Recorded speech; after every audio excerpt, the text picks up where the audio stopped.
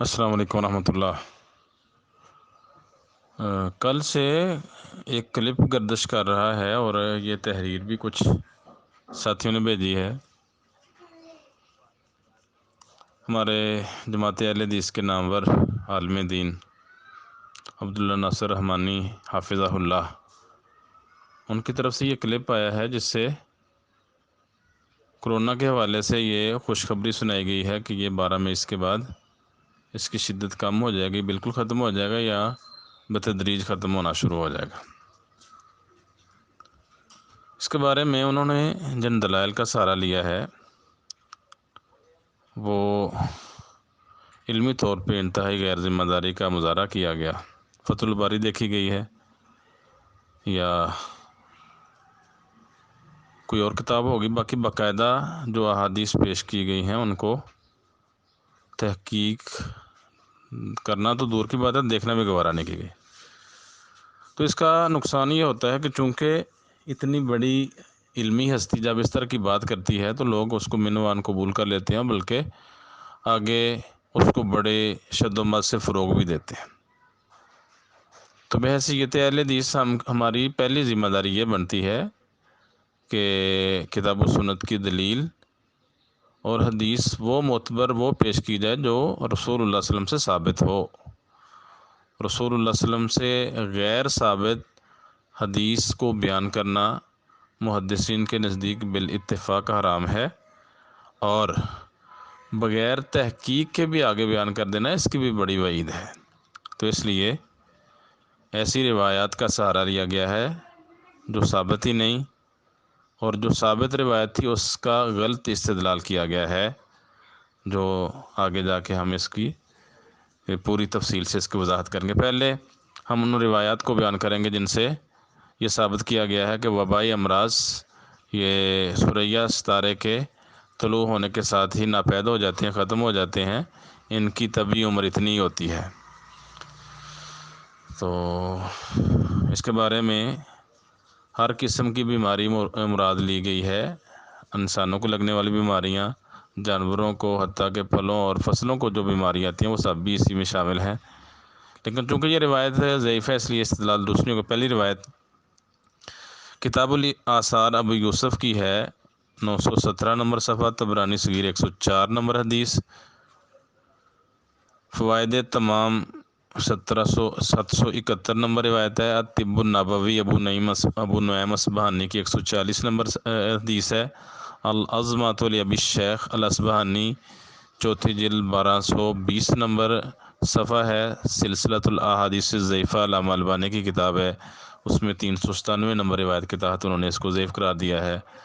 روایت یہ ہے، ابو ہریرہ رضی اللہ تعالیٰ عنہ بیان کرتے ہیں کہ رسول اللہ صلی اللہ علیہ وسلم نے فرمایا، اذا طلع النجم رفعت الآحۃ عن اہل کل بلد، جب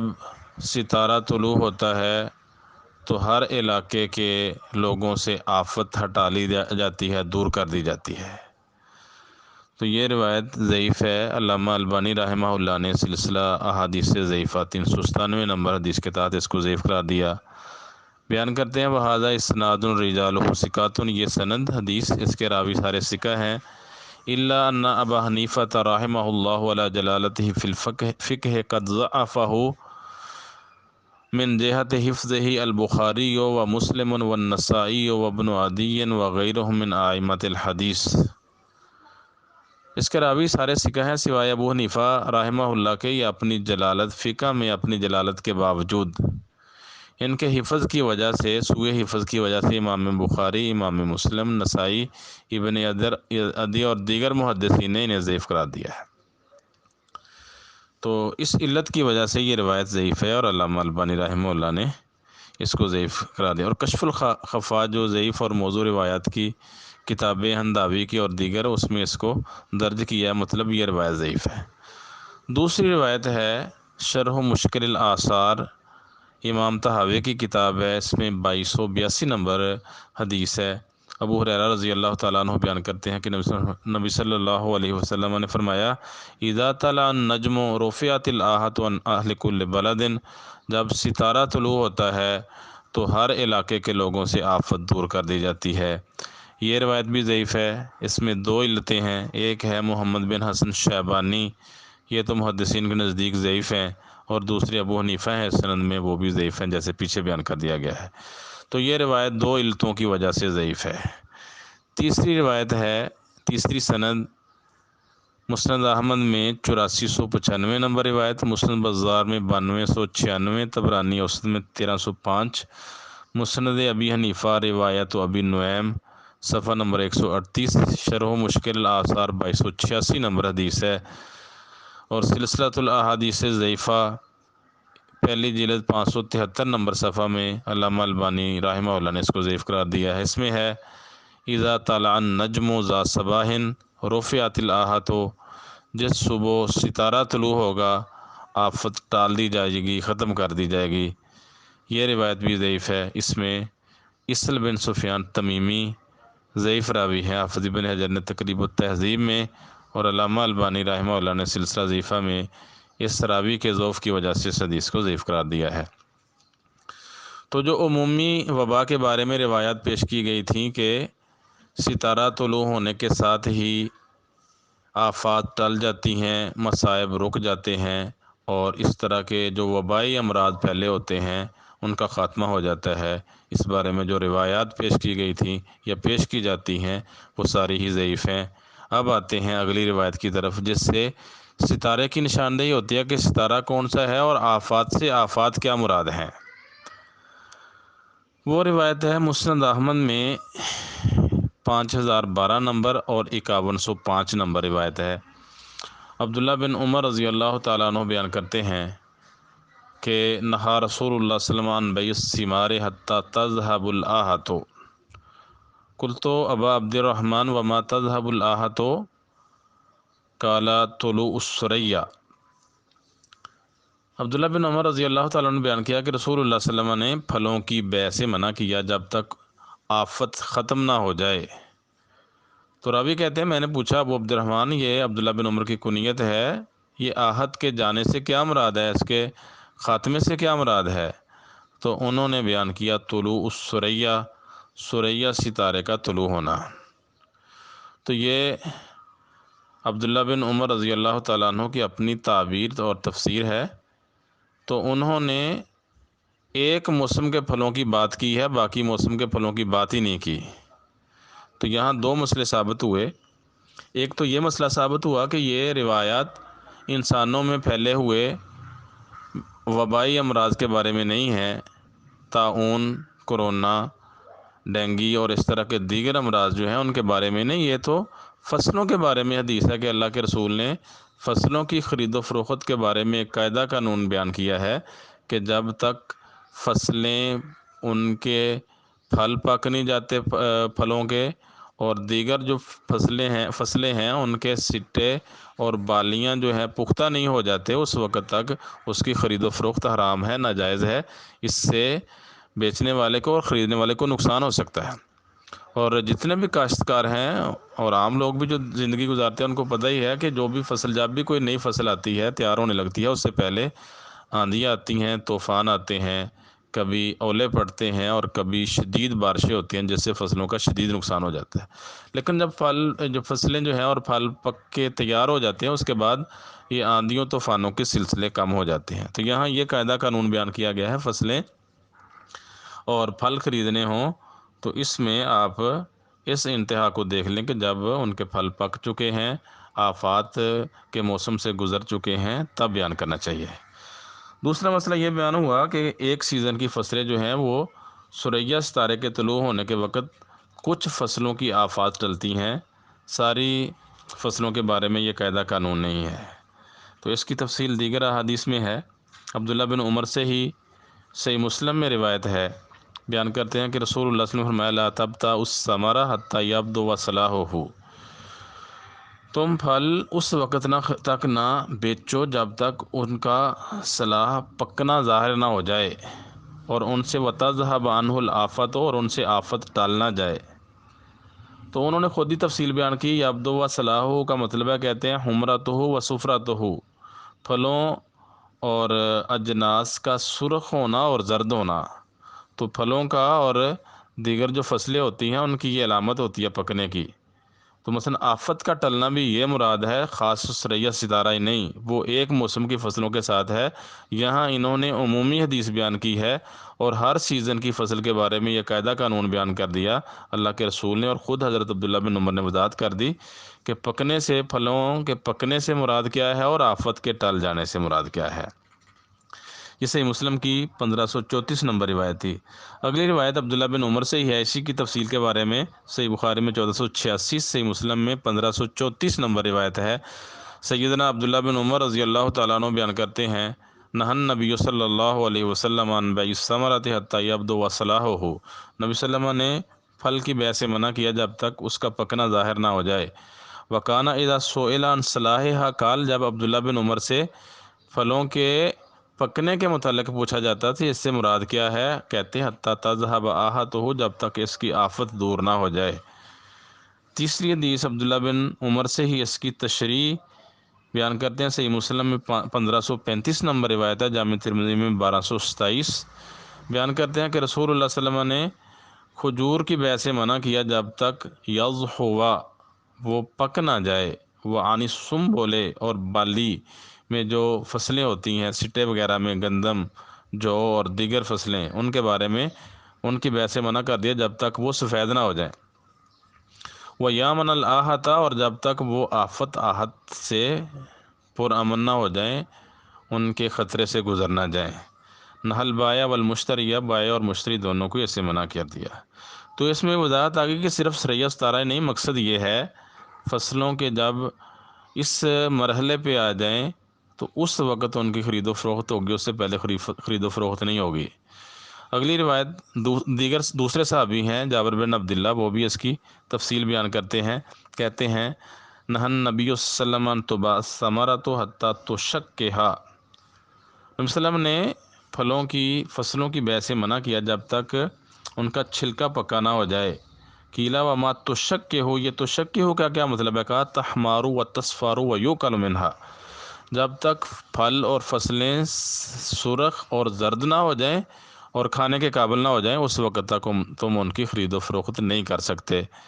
تو آفات کے ٹلنے سے یہ مراد ہے، یہاں 12 مئی مراد نہیں، ہر سیزن کی فصلوں کے بارے میں یہ قاعدہ اور قانون بیان کر دیا ہے۔ اسی طرح سیدنا انس بن رضی اللہ تعالیٰ عنہ سے بھی یہی فصلوں کے پھلوں کے پکنے سے پہلے خرید و فروخت سے منع کرنے کے بارے میں پوچھا گیا کہ اس کا پکنا کیا ہے اور اس کا پختہ ہونا کیا ہے، تو کہا یحمارو اور یصفارو، پھل سرخ ہو جائیں یا زرد ہو جائیں، اس کے بعد آپ خرید و فروخت کر سکتے ہیں۔ مطلب یہ جو آفات کے ٹلنے کا بیان ہے اور سریہ ستارے کا طلوع ہونا، اس سے مقصد پھلوں اور فصلوں کی بیع ہے، انسانی امراض یا وبائی امراض جو انسانوں میں پھیلتے ہیں یا جانوروں میں پھیلتے ہیں وہ مقصود نہیں ہیں۔ اس کی تفصیل میں حافظ ابن حجر رحمہ اللہ بیان کرتے ہیں کہ نجم سے مراد یہاں سریہ ستارہ ہے،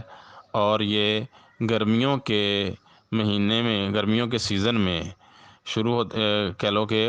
اس وقت آغاز میں ہی طلوع ہوتا ہے، اور یہ سخت گرمی کے وقت حجاز کے علاقوں میں طلوع ہوتا ہے، اور یہ پھلوں کے پکنے کی ابتدا ہوتی ہے۔ تو کہتے ہیں فالمعتبر فی الحقیقت النضج و طلوع النجم علامۃ لہ، یہاں معتبر اس کی تفسیر یہ ہے کہ اس سے مراد پھلوں کا پکنا ہے، اور پھلوں کے پکنے کی ایک علامت ہے ستارے کا طلوع ہونا۔ تو کہتے ہیں دیگر احادیث بھی اسی کی وضاحت کرتی ہیں۔ اس طرح امام بغوی رحمہ اللہ بیان کرتے ہیں کہ ستارہ طلوع ہونے سے مراد یہاں سریہ ستارہ ہے، اور یہ ایار مہینہ ہے ایک ہندی، اس میں طلوع ہوتا ہے۔ تو اس سے پھر آگے انہوں نے مسئلہ یہ بیان کیا کہ اس سے پھل ہی مراد ہیں، اور کہتے ہیں کہ اگر کوئی یہ بینگن وغیرہ، خربوزے، تربوز، ککڑیاں بعد بدو صلاح فیہا، ان کے پختہ ہونے کے بعد، پکنے کے بعد خریدتا ہے تو پھر اس کی خرید و فروخت ٹھیک ہوگی۔ تو اس کی اجازت ہے، اس سے پہلے خرید و فروخت کی اجازت ہی نہیں۔ آگے امام طحاوی رحمہ اللہ بیان کرتے ہیں شرح و مشکل الآثار میں کہ یہاں ستارے سے کون سی مراد ہے؟ کہتے ہیں یہاں ستارے سے مراد ہے سوریہ ستارہ، تو یہ مصری حساب سے سال کے مہینوں میں سے کسی مہینے میں طلوع ہوتا ہے، اور کہتے ہیں یہ مہینہ ہم نے تحقیق کی تو اس کو بشنس، یہ ایک عبرانی مہینہ ہے جو مئی اور جون کے درمیان میں آتا ہے، شروع ہوتا ہے، تو اس مہینے میں سوریہ ستارہ طلوع ہوتا ہے۔ اور کہتے ہیں کہ اس کی ہم نے مزید تحقیق کی تو یہ ایار مہینہ جو ہندی مہینہ ہے اس میں، اور بشنس یہ عبرانی مہینہ ہے، تو یہ فجر کے وقت طلوع ہوتا ہے۔ تو کہتے ہیں اسی مہینے میں یہ پھل جو ہیں یہ آفات سے بچتے ہیں، تو اس وقت خرید و فروخت ان کی ٹھیک ہے۔ تو یہ پھر آگے صفحہ نمبر 6 جلد صفحہ نمبر 54 میں کہتے ہیں کہ اس ستارے سے مراد سریہ ستارہ ہے، وَأَقَلْنَ بِهِ أَيْضًا أَنَّ الْمَقْصُودَ بِرَفْعِ الْآحَةِ عَنْهُ هُوَ ثِمَارُ النَّخْلِ، کہ یہاں جو عبداللہ بن عمر کی روایت میں آیا ہے کہ سریہ ستارہ ختم ہو جائے تو آفات ٹل جاتی ہیں، یہاں اس آفات سے ٹلنے سے مراد، اس سے مقصود ہے کھجور کے پھل مراد ہیں، باقی پھل بھی مراد نہیں۔ تو انہوں نے عبداللہ بن عمر رضی اللہ تعالیٰ عنہ نے ایک موسم کے پھلوں کی بات کی تھی، رسول اللہ صلی اللہ علیہ وسلم سے یہ قاعدہ قانون کہ کچے پھلوں کی، کچی فصلوں کی خرید و فروخت نہ کی جائے، یہ عمومی احادیث ہیں اور ہر فصل کے ساتھ خاص ہیں، صرف موسم گرما کی فصلیں ہی نہیں بلکہ موسم سرما کی فصلیں یا کسی اور سیزن کی فصلیں اور پھل تمام پر ہی محیط ہے۔ اس سے انسانی وبائی امراض کا مسئلہ کشید کرنا اور یہ خوشخبری دینا کہ 12 مئی کے بعد یہ آفات ٹل جائیں گی یا ان میں تخفیف، کمی واقع ہونا شروع ہو جائے گی، یہ بالکل ہی احادیث سے غلط استدلال ہے اور ضعیف احادیث کا سہارا لیا گیا ہے، جو کسی بھی عالم دین کو یا کسی مسلمان کو زیبا ہی نہیں دیتا۔ اب یہاں ایک تجربہ انہوں نے بیان کیا ہے کہ حافظ ابن حجر رحمہ اللہ نے جو ان کی کتاب ہے بذل المعون طاعون کے بارے میں، تو اس میں انہوں نے کہا ہے کہ تجربہ ہمارا یہی رہا کہ طاعون سردیوں کے آخر میں آتا ہے اور گرمیوں کے آخر میں شروع ہو جاتا ہے، تو یہ حافظ ابن حجر رحمہ اللہ کا تجربہ ہے۔ تجربات سے تو کچھ بھی ثابت نہیں ہوتا، ہم نے پچھلے سیزن میں ہی دیکھا ڈینگی کا مرض جو ہے یہ سردیوں کے آغاز میں شروع ہوتا اور جب سخت سردی پڑتی تو ختم ہو جاتا تھا، اسی طرح گرمیوں کے آغاز میں شروع ہوتا تو جب گرمیاں سخت ہوتی تھی تو یہ ٹل جاتا تھا۔ ہیضہ کا مرض جو ہے پھوٹتا ہی گرمیوں میں ہے، تو اس میں جب گرمی زور پہ ہوتی ہے تب یہ مرض پھوٹتا تھا، سردیوں کے ساتھ اس کا تعلق ہی کوئی نہیں تھا۔ تو وبائی امراض کا اللہ تعالیٰ کا کوئی قاعدہ، اپنا قاعدہ اور قانون ہے، کب شروع ہوتے ہیں کب ختم نہیں ہوتے۔ ابھی کچھ دنوں تک یہی سائنسدان اور ڈاکٹرز کہہ رہے تھے کہ کرونا جو ہے یہ 30 سینٹی گریڈ کے اوپر جا کے جو ہے اس سے اس کا زور ٹوٹ جاتا ہے، اموات کم ہو جاتی ہیں۔ اب پاکستان میں اکثر جو ہے علاقوں میں یہ ٹیمپریچر جو ہے یہ 30 سے اوپر چلا گیا تھا، بلکہ سندھ میں تو اس سے زیادہ ہی ہے، لیکن سندھ میں ہی اموات زیادہ ہو رہی ہیں، اور پنجاب بھی گرم علاقہ ہے اور اس میں بھی 30 سینٹی گریڈ کے اوپر چلا گیا تھا ٹیمپریچر، اس کے باوجود آئے روز مریض بھی بڑھ رہے ہیں، اموات بھی زیادہ ہو رہی ہیں۔ تو یہ مفروضے ہوتے ہیں، مفروضوں سے کچھ ثابت نہیں ہوتا، ہمیں کچھ ثابت کرنے کے لیے شرعی دلائل درکار ہیں، اور وہ ایسی احادیث جو رسول اللہ صلی اللہ علیہ وسلم سے صحیح ثابت ہوں۔ سنی سنائی باتیں آگے پیش کر دینا اور بغیر تحقیق کے روایات کو بیان کرنا ہمارا بہت بڑا المیہ ہے، تو امید ہے اس بارے میں سوچا جائے گا اور اپنی آراء میں نظر ثانی کی جائے گی۔ السلام علیکم ورحمۃ اللہ۔